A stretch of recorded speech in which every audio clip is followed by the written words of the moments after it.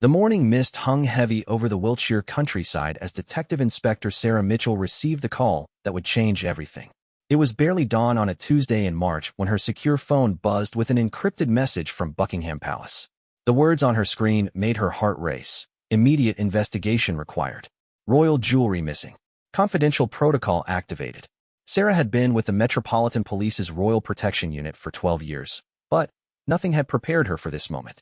She quickly dressed in her standard dark suit, grabbed her badge and weapon, and drove through the empty London streets toward the palace. The city was still sleeping, unaware that one of the most significant royal scandals in decades was about to unfold.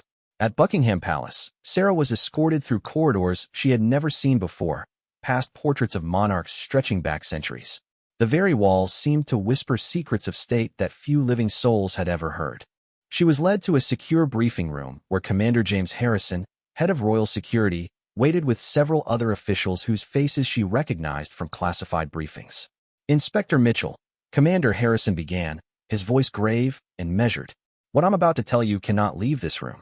3 days ago, during a routine inventory of the crown jewels and royal collection, we discovered that several pieces of the late Queen's personal jewelry are missing. These aren't just valuable items. They're pieces with deep historical significance to the monarchy." Sarah listened intently as Harrison explained the missing pieces. Among them was the late Queen's favorite emerald necklace, a gift from her father King George VI on her 18th birthday. There was also a diamond bracelet that had belonged to Queen Victoria, passed down through generations of royal women. Most concerning of all was the absence of a ruby tiara that had been worn by the Queen Mother during the coronation of King George VI in 1937. "How is this possible?" Sarah asked, her mind racing through the security protocols she knew surrounded the royal collection. "When was the last confirmed sighting of these pieces?" "That's where this becomes complicated," Harrison replied, exchanging glances with the other officials. "The last documented wearing of the emerald necklace was at a private family gathering 6 months ago. The other pieces were last photographed during the annual inventory 2 years ago. But here's what makes this particularly sensitive. All 3 items were specifically mentioned in the late Queen's private will as intended gifts for certain family members." Sarah felt the weight of the situation settling on her shoulders. "Are you suggesting someone with access to the will might have taken them prematurely?" "We're not suggesting anything yet," Harrison said carefully. "But we need a thorough investigation, and it needs to be conducted with absolute discretion. The royal family's reputation, the stability of the monarchy itself, could be at stake." The briefing continued for another hour as Sarah was given detailed photographs of the missing pieces, their estimated values, and a restricted list of people who had access to the private royal apartments where these items were kept. The security footage from the relevant areas had been reviewed, but the cameras in the private quarters were limited to protect the family's privacy. As Sarah studied the files, one name kept appearing in the access logs with unusual frequency. Camilla, the Queen Consort, had visited the private jewelry vault multiple times in recent months, often when other family members were away on official duties. The log showed she had been granted special access to select pieces for various state functions and private events. "I need to understand the protocol here," Sarah said carefully. "What level of access does the Queen Consort have to these items?" "Traditionally, the Queen Consort has significant access to the royal collection for ceremonial purposes," explained Margaret Thornberry, the palace's head curator. "However, there are specific protocols for documenting when pieces are removed and returned. In these cases, we have records of the items being taken but no corresponding return documentation." Sarah spent the rest of the morning reviewing security protocols, studying floor plans of the royal residences, and interviewing key palace staff. Each conversation painted a picture of a normally well-orchestrated system with one glaring anomaly: the missing documentation surrounding these particular pieces. The investigation led her to interview Mrs. Catherine Webb, a longtime member of the royal household staff who managed the private quarters. Mrs. Webb had served the royal family for over 30 years and was known for her discretion and attention to detail. "I remember the Queen Consort asking about those specific pieces several times," Mrs. Webb said quietly, her hands folded nervously in her lap. "She mentioned wanting to understand their history, their significance to the family. She seemed particularly interested in pieces that had belonged to the Queen Mother." "Did you find this unusual?" Sarah asked. "Not initially," Mrs. Webb replied. "It's natural for a new family member to want to understand the heritage behind such items. But When I noticed the pieces weren't returned to their usual places, and when I asked about it, I was told they were being cleaned or repaired. That was several months ago. Sarah's investigation revealed that Camilla had indeed taken the pieces, but the stated reasons for their removal, cleaning, appraisal, and photography for insurance purposes, had never been completed. The companies that supposedly received the items had no record of them. As the day progressed, Sarah found herself facing an unprecedented situation. The evidence suggested that items of immense historical and monetary value had been taken from the royal collection under questionable circumstances. But confronting a member of the royal family required delicate handling and approval from the highest levels of government. Commander Harrison called Sarah back to the briefing room that evening. "Inspector, based on your preliminary findings, we need to proceed to the next phase. We've been authorized to conduct a formal investigation, including the possibility of searching private residences if necessary." "You mean the Queen Consort's private estate?" Sarah asked. "Ray Mill House in Wiltshire," Harrison confirmed. "It's her private residence, purchased before her marriage to the king. If the missing items are there, we need to recover them before this situation becomes public knowledge." Sarah understood the magnitude of what was being asked. Searching the private home of the Queen Consort was unprecedented in modern royal history. It would require the highest level of authorization and absolute secrecy to prevent a constitutional crisis. "What's our legal standing?" Sarah inquired. "We have a warrant," Harrison said, producing a document with official seals. "Signed by the Home Secretary and approved by the Attorney General. This investigation has been classified at the highest level. You'll be leading a team of 6 officers, all with royal security clearance." The weight of responsibility was overwhelming. Sarah had investigated theft cases before, but never one that could potentially destabilize the monarchy. She spent the evening reviewing every detail of the case, preparing for what might be the most significant investigation of her career. The next morning, as Sarah assembled her team, she reflected on how quickly everything had escalated. Just 48 hours earlier, she had been handling routine security matters. Now she was preparing to search the home of the Queen Consort of England, looking for stolen royal jewels that could trace their lineage back centuries. The team consisted of specialists in art theft, forensic analysis, and royal protocol. Each officer had been briefed on the sensitive nature of the operation and the absolute need for discretion. They would approach Ray Mill House under the cover of a routine security inspection, a common occurrence for royal residences. As they drove through the English countryside toward Wiltshire, Sarah couldn't help but think about the historical precedent they were setting. Royal scandals had rocked the monarchy before, but this felt different. This wasn't about personal relationships or public behavior. This was about the sacred trust between the royal family and the national treasures they were sworn to protect. The missing jewelry represented more than just valuable objects. They were symbols of continuity, connecting the current monarchy to centuries of British history. The emerald necklace had been worn by the late Queen during some of her most important public appearances. The diamond bracelet carried the legacy of Queen Victoria's era. The ruby tiara had witnessed the coronation that brought the royal family through World War II. As Ray Mill House came into view, a modest but elegant country estate nestled among rolling hills and ancient oak trees, Sarah felt the full weight of her responsibility. Whatever they discovered in the next few hours would either clear the Queen Consort of any wrongdoing or potentially trigger the biggest royal scandal in generations. The house appeared peaceful in the afternoon sunlight, its Georgian windows reflecting the sky like innocent eyes. But Sarah knew that behind those walls might lie the answers to questions that could shake the very foundations of the British monarchy. She checked her watch, took a deep breath, and prepared to make history. Detective Inspector Sarah Mitchell stood at the edge of Ray Mill House's property, studying the estate that had become the center of the most sensitive investigation in modern royal history. The Queen Consort's private residence stretched across 15 acres of pristine Wiltshire countryside, surrounded by carefully maintained gardens that spoke of both wealth and refined taste.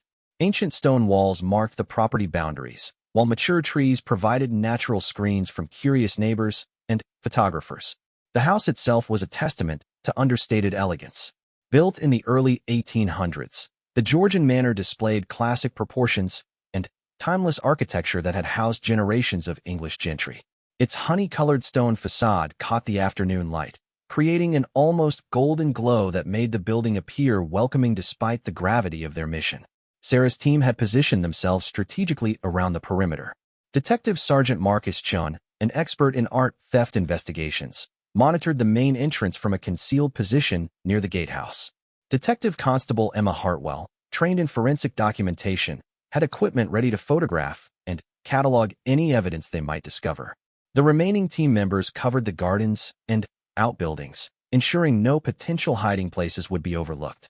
"Remember," Sarah spoke into her secure radio, "we're conducting a routine security inspection as far as anyone is concerned. We have authorization to be here, but discretion is paramount. Any staff members on the property should be treated with complete respect and professionalism." The official story they would present, if questioned, was that they were updating security protocols for all royal residences following recent international security concerns. It was plausible enough to avoid suspicion while giving them the access they needed. Commander Harrison had remained at Buckingham Palace, coordinating with palace officials and monitoring the situation from London. He had made it clear that regular updates were expected, and any significant discoveries needed to be reported immediately. The political implications of their investigation extended far beyond law enforcement.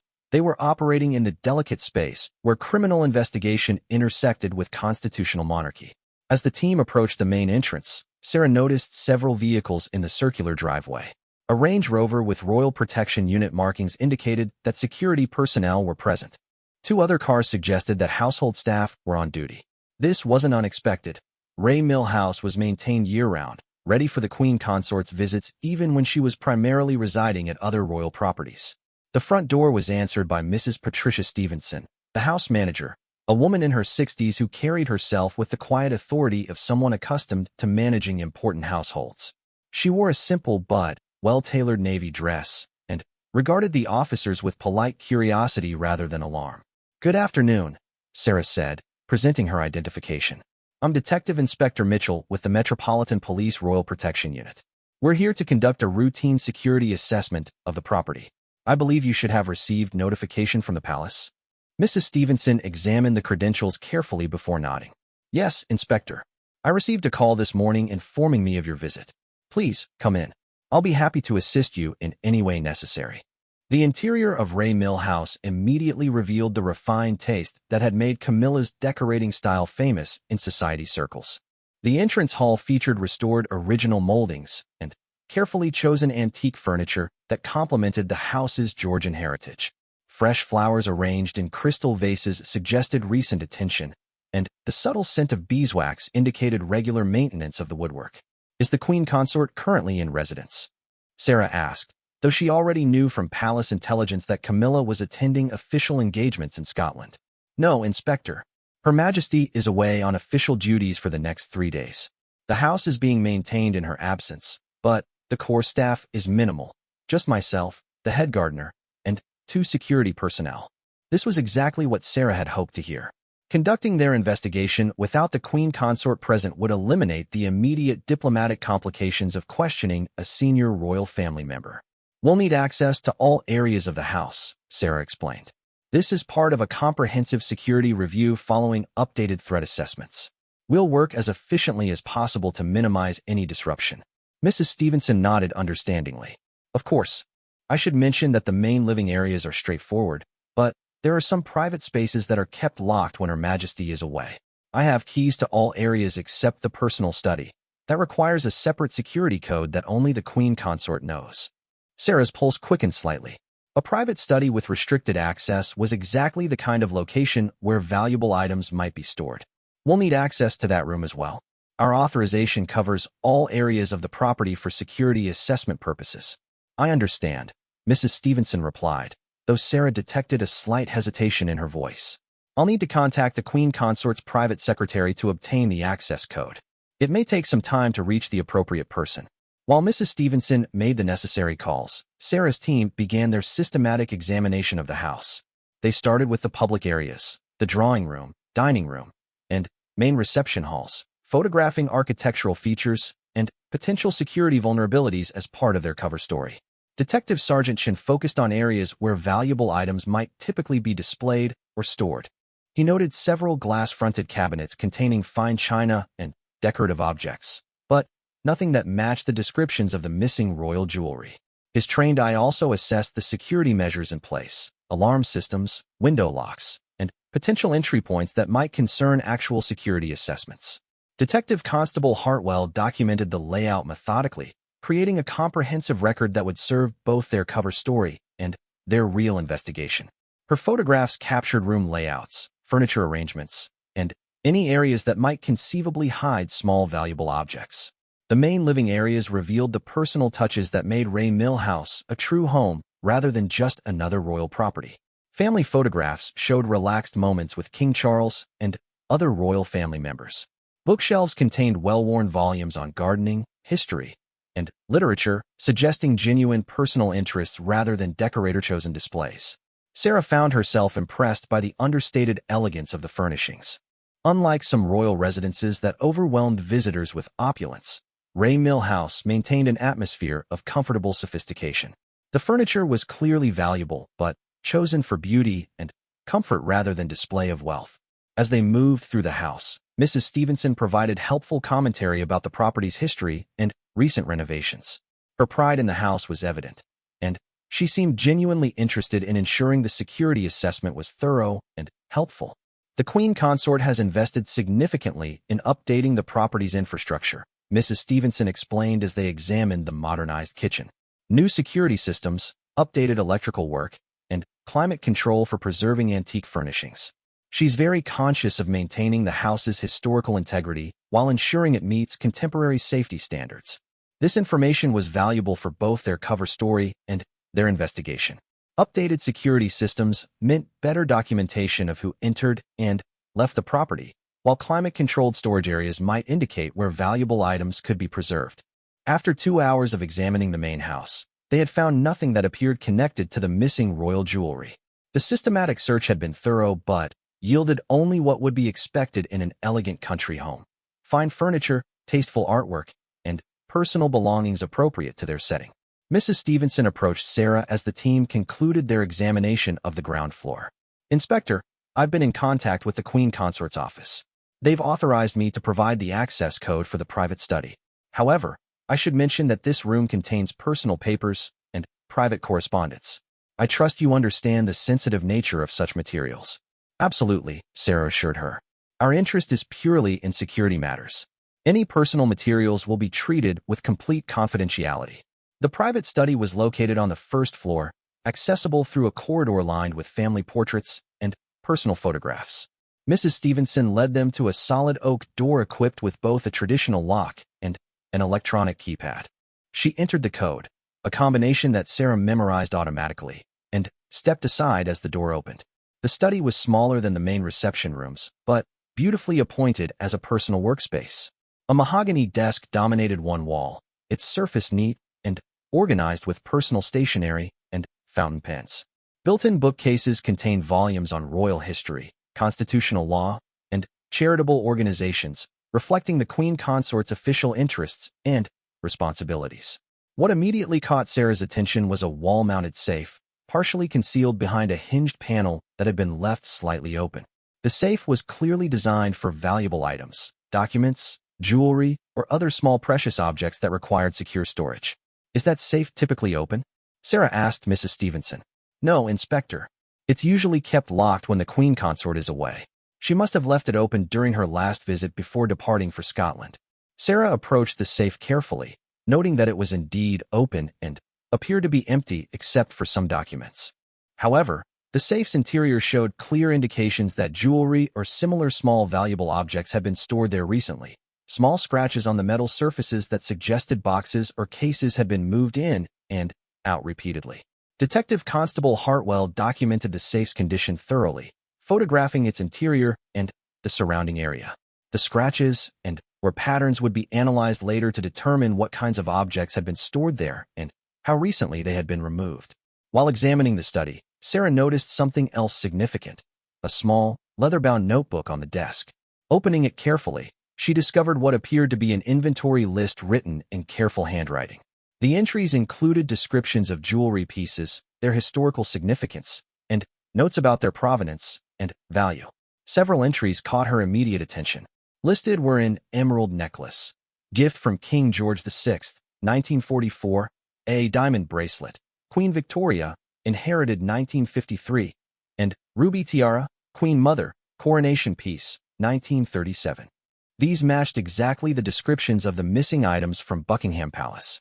More intriguingly, the notebook contained recent dates next to these entries, along with cryptic notations such as cleaning arranged, appraisal requested, and storage considerations.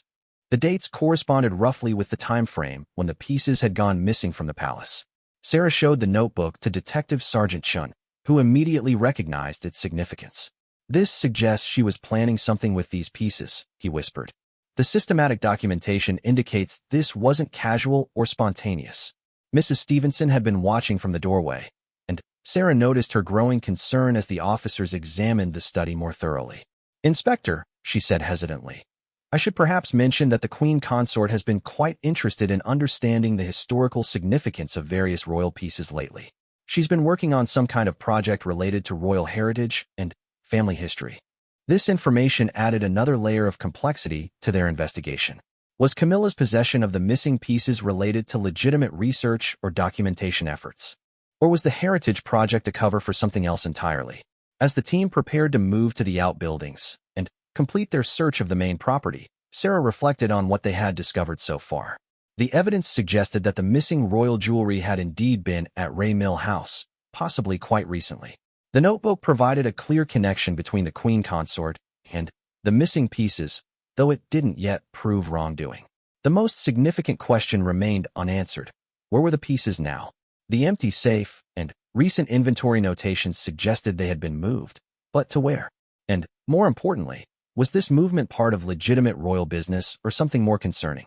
As afternoon shadows lengthened across the Wiltshire countryside, Sarah knew they were only beginning to uncover the truth behind the missing royal jewels. The afternoon sun cast long shadows across Ray Mill House's gardens as Detective Inspector Sarah Mitchell led her team toward the property's outbuildings. The discovery of the inventory notebook had transformed their investigation from a routine search into something far more significant. Every structure on the estate now represented a potential location where priceless royal artifacts might be hidden. The first outbuilding they examined was a converted stable that now served as additional storage and workspace.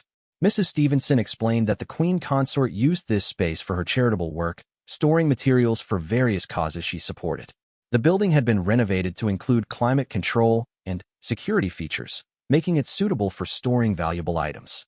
Inside, they found organized shelves containing boxes of correspondence, photographs from charitable events, and promotional materials for various causes. Detective Sergeant Chen methodically examined each area, looking for any signs that jewelry might have been stored there recently. The building was neat and well-organized, but nothing suggested it had housed the missing royal pieces. Detective Constable Hartwell documented the building's security features, noting that it had its own alarm system and reinforced locks. "This building could certainly secure valuable items," she observed to Sarah quietly. "But there's no evidence anything significant was stored here recently." The team moved on to a garden pavilion, an elegant stone structure that served as both a decorative element and a functional space for outdoor entertaining.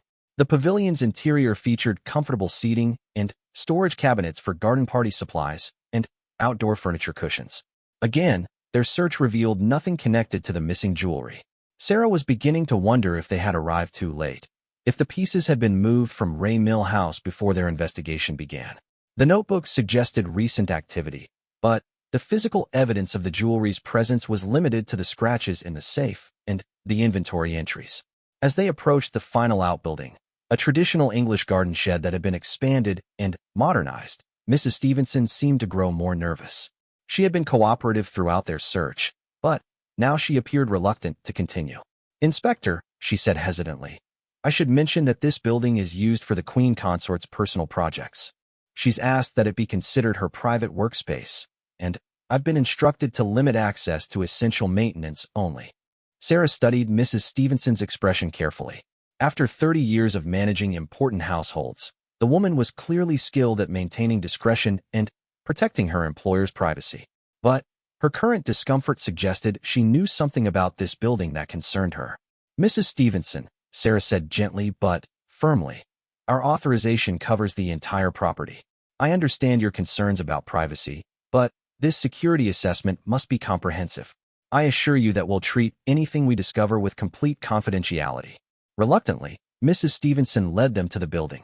It was larger than a typical garden shed, expanded to include multiple rooms, and equipped with electricity and heating. The exterior maintained a rustic appearance appropriate to a country estate, but the security features were more sophisticated than might be expected for garden storage. The building required 2 keys to enter, one for the outer door and another for an inner security door. Mrs. Stevenson hesitated before using the second key, clearly uncomfortable with allowing access to what she considered her employer's most private space. The interior revealed a space that was part workshop, part archive, and part private retreat. One room contained a desk, comfortable seating, and shelves lined with books and personal papers. But it was the second room that immediately captured the team's attention. This room had been converted into a secure storage space with professional-grade equipment for preserving valuable objects. Climate control monitors showed precisely maintained temperature and humidity levels. LED lighting designed to prevent UV damage illuminated custom-built storage cases and display cabinets. And there, arranged in a locked glass case like a private museum exhibition, were pieces of jewelry that made Sarah's heart race with recognition. The emerald necklace was displayed on a velvet form, its stones catching the careful lighting and creating pools of green fire. Nearby, the diamond bracelet was arranged to show its intricate Victorian craftsmanship, each stone precisely cut and set in patterns that spoke of royal elegance. Most dramatically, the ruby tiara was positioned on a display head, its deep red stones and diamond accents creating a crown worthy of coronation ceremonies. "My God," Detective Constable Hartwell whispered, forgetting protocol in her amazement. "There they are." Sarah approached the case carefully, noting that it was locked but that the key was hanging on a small hook beside it. This suggested the pieces were being actively accessed and examined rather than simply hidden away. Professional labels beside each piece provided detailed information about their history, provenance, and significance to royal heritage. Detective Sergeant Chun was already photographing the discovery, documenting not just the jewelry, but the entire setup. The professional display suggested this wasn't random theft or hiding of stolen goods. It appeared to be a serious attempt to study and catalog royal heritage items. Mrs. Stevenson stood in the doorway, her face pale with concern. "Inspector, I want you to understand that I had no idea these specific pieces were here. The Queen Consort told me she was working on a heritage project, documenting royal history for future generations. I assumed these were family pieces she owned personally." Sarah studied the woman's expression and believed she was telling the truth. Mrs. Stevenson appeared genuinely shocked to learn that these pieces were missing from the palace and that their presence at Ray Mill House was unauthorized. "How long has this room been set up like this?" Sarah asked. "About 6 months," Mrs. Stevenson replied. The Queen Consort had the space converted when she began what she called her Royal Heritage Documentation Project. She said it was important to properly catalog and preserve pieces that might be forgotten or misunderstood in the future. This timeline aligned with when the pieces had first gone missing from Buckingham Palace. It suggested a planned operation rather than impulsive theft, which made the situation even more complex from a legal and political perspective. Sarah contacted Commander Harrison immediately, using her secure phone to report the discovery. His response was swift and concerned. "Secure the scene immediately. Document everything.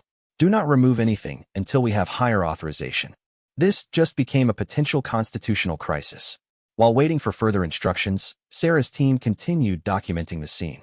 They discovered additional items in the storage room that appeared to be royal artifacts, pieces of china, silver items, and historical documents that bore royal seals or signatures. Some items were clearly labeled as on loan from palace collection, while others had no documentation at all. Detective Constable Hartwell found a series of files in a cabinet that contained detailed research about royal inheritance laws, constitutional procedures for distributing royal property, and historical precedents for family members claiming royal artifacts. The depth of research suggested serious preparation and legal consideration rather than casual appropriation of valuable items. One file was particularly intriguing. It contained correspondence with several auction houses and private collectors, inquiring about the procedures for authenticating and valuing royal jewelry. The letters were carefully worded to seem hypothetical, asking about theoretical situations involving royal pieces that might come to market. Another file contained genealogical charts and family trees showing the inheritance patterns of royal jewelry through several generations. Certain pieces were highlighted, including the 3 items they had just discovered, with notations about their original recipients and subsequent owners within the royal family. Sarah realized she was looking at evidence of extensive planning and research. This wasn't a simple case of theft. It appeared to be a complex scheme involving royal inheritance, legal precedents, and possibly preparation for selling priceless national treasures. Detective Sergeant Chun made another significant discovery in a locked drawer of the room's desk. Inside were professional appraisal documents for all 3 pieces of missing jewelry, dated within the last 2 months. The appraisals had been conducted by Worthington and Associates, one of London's most prestigious jewelry evaluators specializing in royal and historic pieces. The appraisal documents revealed staggering values. The emerald necklace was valued at £2.8 million, the diamond bracelet at £1.6 million, and the ruby tiara at £4.2 million. Together, the 3 pieces represented nearly £8.5 million in royal heritage artifacts. More troubling were handwritten notes on the appraisal documents asking about discrete sale options, private collector interest, and international market considerations. These notations suggested that selling the pieces had been seriously considered, if not actively planned. As the team continued their examination, they found evidence of multiple visits to the storage room over recent months. A visitor logbook, apparently maintained for security purposes, showed regular entries by H.M., presumably Her Majesty, accompanied by various dates and times. Some entries included cryptic notations like photography session, documentation complete, and market research reviewed. The most recent entry, dated just 5 days earlier, simply said, transfer preparations. This ominous note suggested that the pieces might have been on the verge of being moved again, possibly permanently. Sarah's phone rang with another call from Commander Harrison. "Inspector, we've just received word that the Queen Consort cut short her Scottish engagements and is returning to Wiltshire this evening. You need to complete your documentation and secure the evidence before she arrives.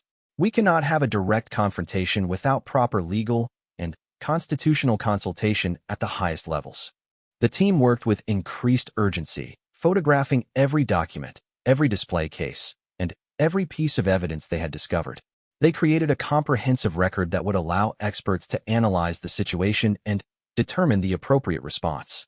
As they prepared to secure the building and withdraw from the property, Sarah reflected on the magnitude of what they had uncovered. The missing royal jewelry was not just stolen. It appeared to be part of a sophisticated plan that involved legal research, professional appraisals, and potentially international sales networks.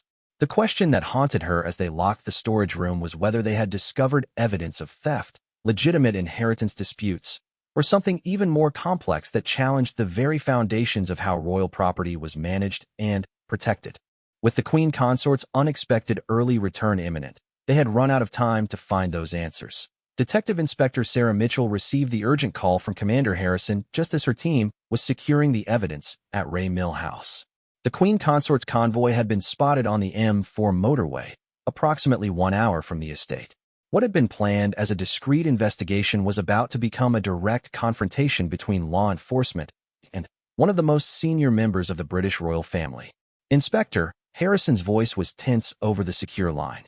"You have authorization to remain on the property and conduct an interview when the Queen Consort arrives. However, this situation has escalated beyond normal police protocols.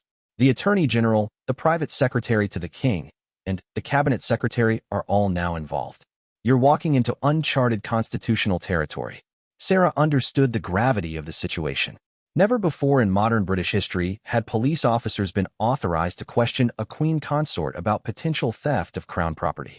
The legal precedents were unclear, the political implications enormous, and the personal consequences for everyone involved potentially devastating. She gathered her team in the main house to review their strategy. They had documented evidence that the missing royal jewelry was present at Ray Mill House, along with extensive documentation suggesting plans to appraise and potentially sell the pieces. But they also had evidence that suggested this might be part of a heritage project or inheritance dispute rather than straightforward theft. When the Queen Consort arrives, Sarah instructed her team, "We maintain complete professionalism. We present our findings factually and allow her to respond. Remember, we're not arresting anyone at this point. We're seeking clarification about the location and status of palace property." Detective Sergeant Chun raised a critical point. Inspector, what if she refuses to cooperate? What if she claims royal privilege or demands we leave the property immediately? Sarah had been wrestling with this question since receiving authorization to proceed. Our warrant is valid regardless of who owns the property. The missing items are classified as national treasures, which gives us broader authority than typical theft cases. But we proceed carefully and document everything. Mrs. Stevenson had remained in the house during their investigation, growing increasingly anxious as the afternoon progressed. She approached Sarah with obvious concern about her own position in the unfolding drama. Inspector, I need to understand my situation here. I've been completely honest with you about what I knew and didn't know. But when the Queen Consort arrives and learns about this investigation, I'm concerned about my employment and my reputation. Sarah sympathized with the woman's position. Mrs. Stevenson had been cooperative throughout their search and appeared to be an innocent party caught up in circumstances beyond her control. Mrs. Stevenson, your cooperation has been essential and professional. Our report will reflect that you assisted with a legitimate law enforcement investigation and that you appeared to have no knowledge of any wrongdoing. As they waited for the Queen Consort's arrival, Sarah reviewed the evidence one more time. The inventory notebook from the study provided clear documentation that Camilla had taken possession of the missing pieces. The professional storage setup in the outbuilding showed systematic planning and organization. The appraisal documents indicated consideration of the piece's market value. The correspondence with auction houses suggested potential sale preparations. Yet questions remained. Was this theft in the legal sense, or was it an inheritance dispute that had been handled improperly? Did the Queen Consort believe she had legitimate claim to these pieces as family property? Was the heritage documentation project genuine, or was it a cover for more questionable activities? Detective Constable Hartwell was monitoring the estate's security system when she alerted the team. 2 vehicles approaching the main gate. Royal Protection Unit markings confirmed. Sarah positioned her team strategically throughout the main house. They needed to be visible and official without appearing threatening or aggressive. The balance they had to strike was delicate, asserting law enforcement authority while showing appropriate respect for royal protocol. The convoy that arrived at Ray Mill House consisted of 2 vehicles, an armored Land Rover carrying security personnel, and a Bentley that Sarah recognized as one of the official royal cars. The Queen Consort stepped out of the Bentley wearing a navy blue coat dress and pearls, her expression composed but alert. Her personal protection officers took positions around the house with military precision. Camilla entered her home to find it occupied by police officers, an experience that no Queen Consort in British history had ever endured. To her credit, she maintained royal composure, though Sarah could see the shock and concern in her eyes.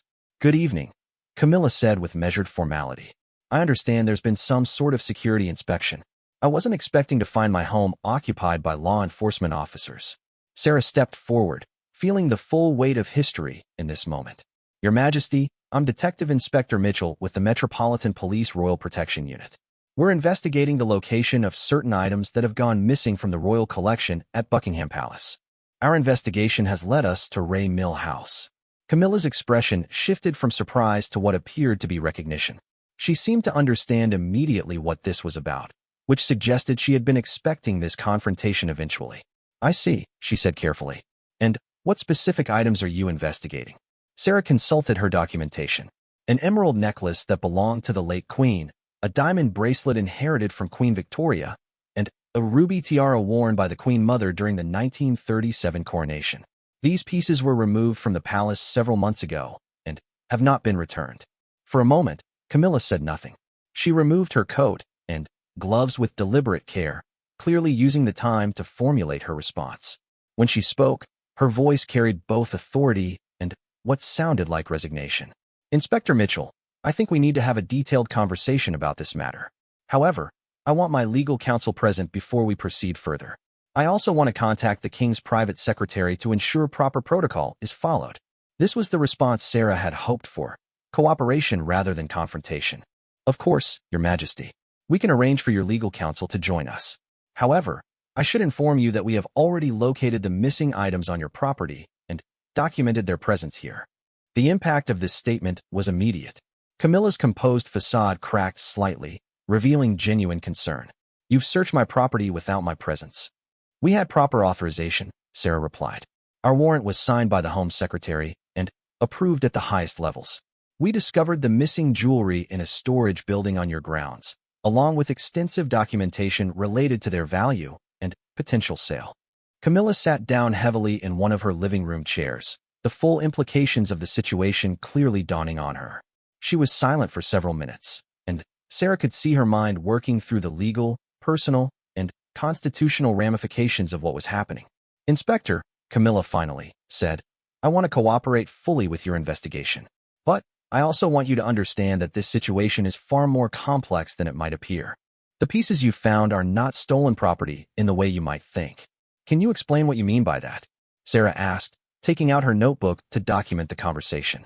"Those pieces were specifically bequeathed to me in the late Queen's private will," Camilla said.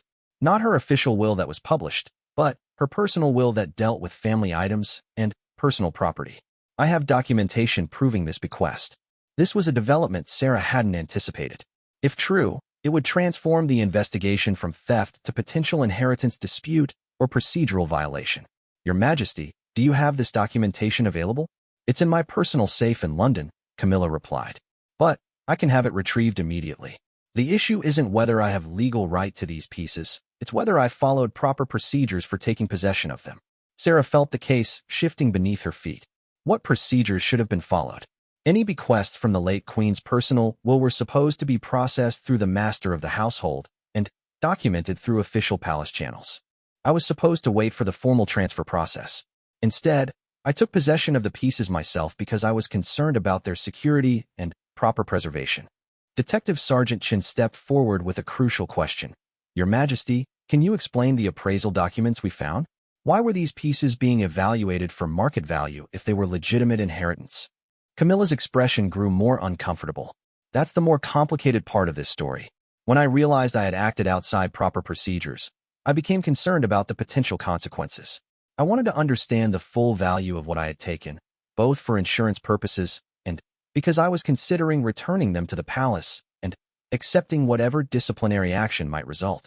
But our investigation found correspondence with auction houses," Sarah pressed.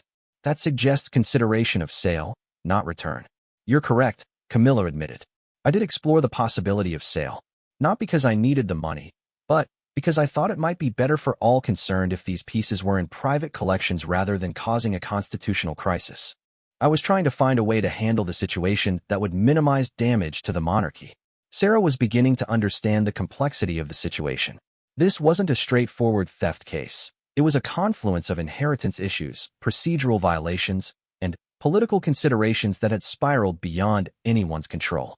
The conversation continued for another hour as Camilla provided detailed explanations of her actions and motivations. She produced keys to the storage building and accompanied the officers to examine the evidence they had discovered.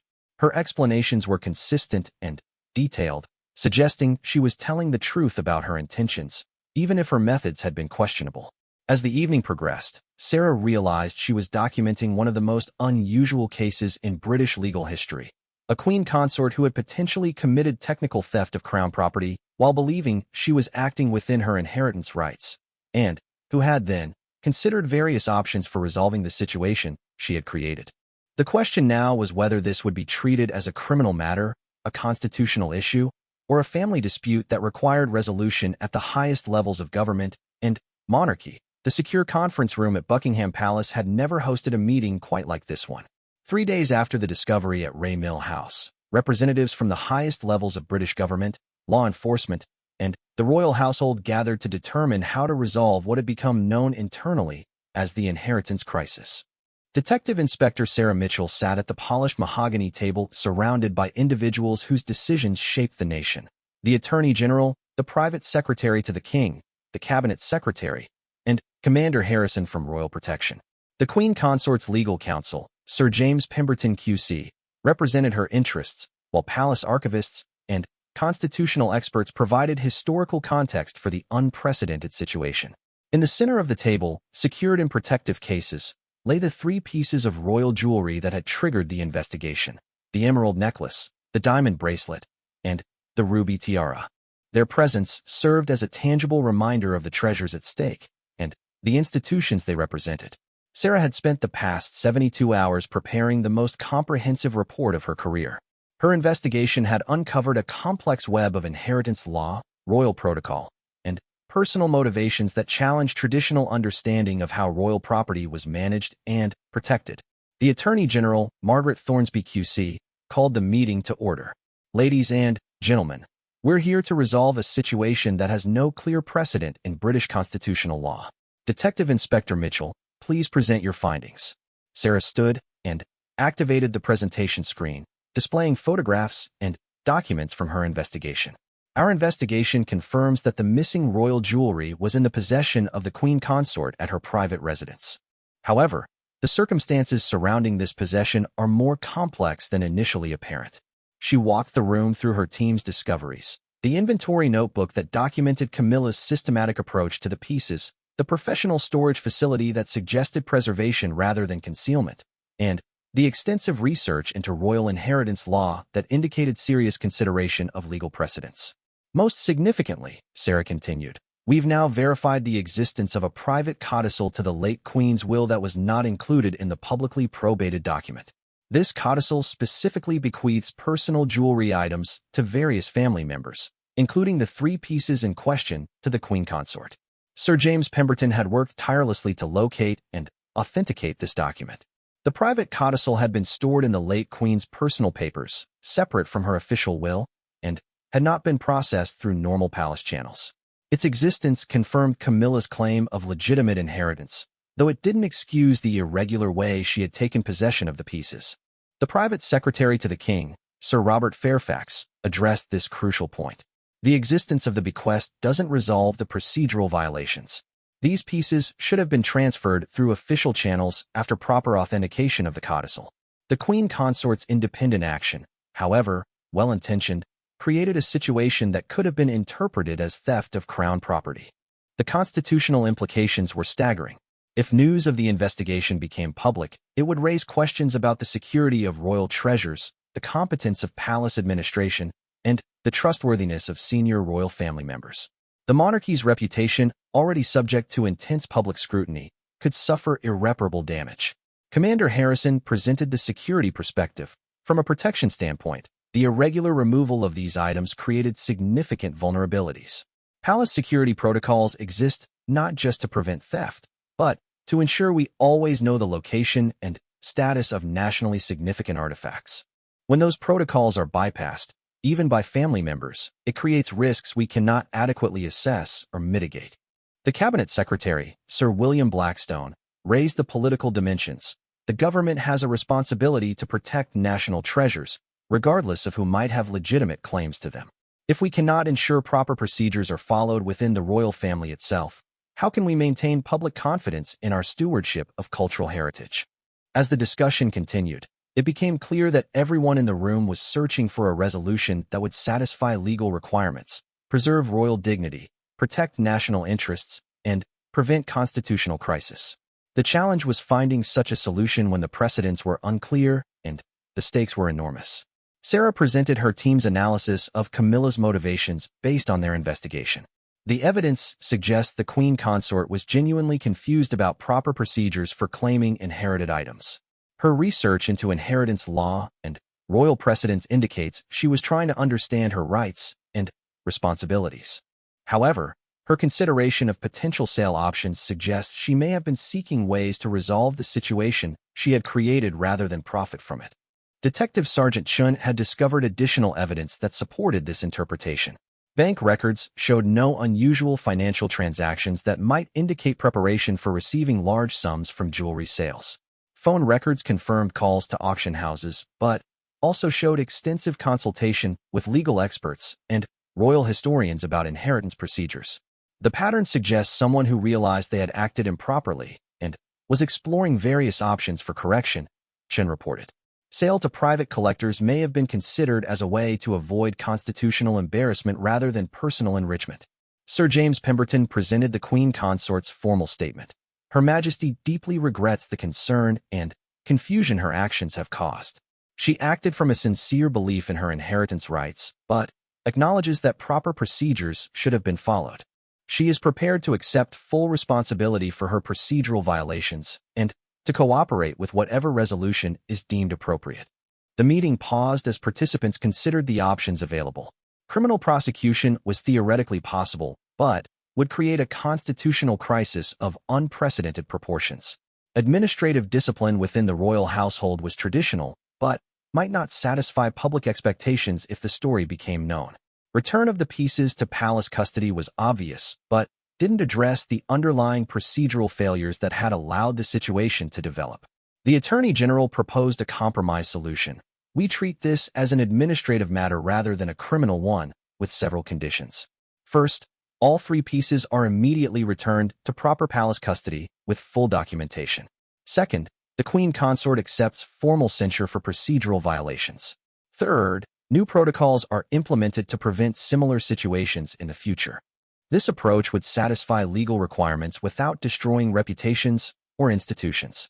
However, it required unanimous agreement from all parties, including the king himself, who had been briefed on the situation but had not yet indicated his preferred resolution.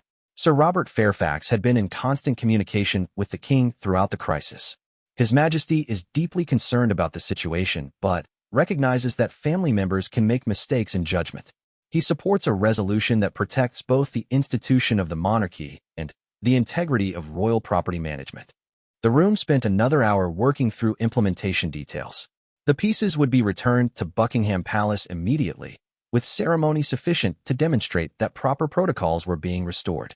A formal review of royal property management procedures would be conducted to prevent future irregularities.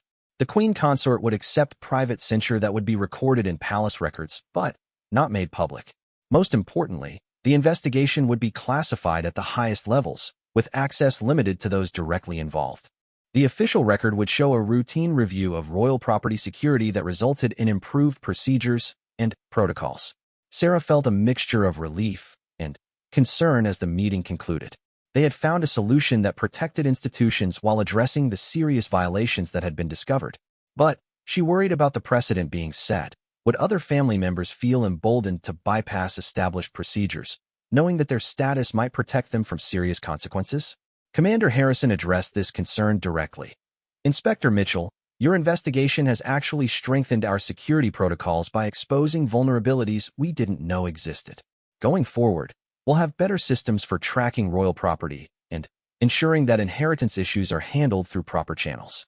As the meeting disbanded and the jewelry was formally returned to palace custody, Sarah reflected on the week that had changed her career and her understanding of how power and privilege intersected with law and accountability.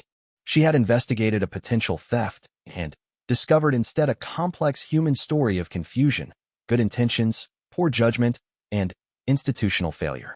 The case would remain classified, but its lessons would influence royal property management for generations. Most importantly, it had demonstrated that even the highest levels of British society were subject to investigation and accountability when national treasures were at stake. 3 months later, Sarah received a brief handwritten note from the Queen Consort, thanking her for conducting the investigation with professionalism and discretion. It was unsigned, but bore the distinctive handwriting she had seen in the inventory notebook at Ray Mill House. The missing royal jewelry had been recovered, but the real treasure Sarah had uncovered was the discovery that British institutions, however ancient and prestigious, could adapt and reform when confronted with evidence of their own fallibility. In a constitutional monarchy, even queens could be held accountable for their actions, a principle that strengthened rather than weakened the foundations of royal authority.